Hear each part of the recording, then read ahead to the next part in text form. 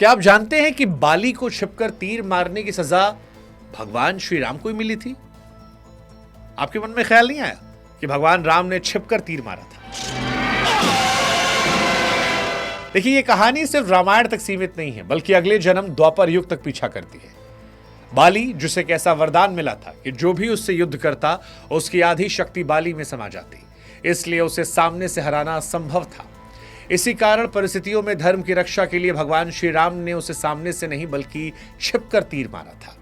लेकिन इस एक घटना का प्रभाव इतना गहरा था कि स्वयं भगवान को भी अपने कर्मों का फल भुगतना पड़ा। कहते हैं कि द्वापर युग में जब भगवान श्री कृष्ण जंगल में एक पेड़ के नीचे बैठकर बांसुरी बजा रहे थे, तभी एक आदिवासी शिकारी ने दूर से कृष्ण के पैर को हिरण की आंख समझ लिया। उसने निशाना साधा और तीर चला दिया, जो सीधे श्री कृष्ण की एड़ी में जा लगा।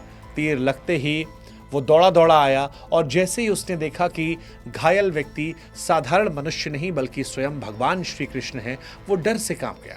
रोते हुए कहा कि प्रभु, मुझसे बहुत बड़ा पाप हो गया, अनजाने में अपराध हो गया। कृष्ण मुस्कुराए और शांत स्वर में बोले, डरो मत, तुम्हें कोई पाप नहीं लगेगा, क्योंकि पिछले जन्म में मैं राम था, तुम बाली थे। ये वही तीर है जो मैंने तुम्हें मारा था। आज तुम वही तीर मुझे लौटाने आए हो। ये मेरे अपने कर्मों का फल है।